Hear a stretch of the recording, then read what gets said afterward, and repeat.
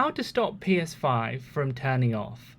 First of all, on the PlayStation 5 home screen, go up on the D-pad or with your left stick to get to the top games and media section.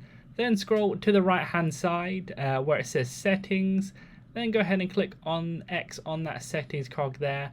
Then you'll want to scroll down until you get to system. Click X on system.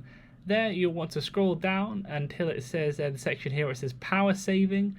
Then here it says set time until PS5 enters rest mode. And so that section there, you'll want to go ahead and where it says during media playback, don't put in rest mode. And while playing games, don't put in rest mode. That will turn most of them off. Also, you can do it for controllers down there at the bottom. Also, some different versions in here. If you just basically disable or turn off for all of these, then they will not turn off for any of those reasons. And the set time until controllers turn off.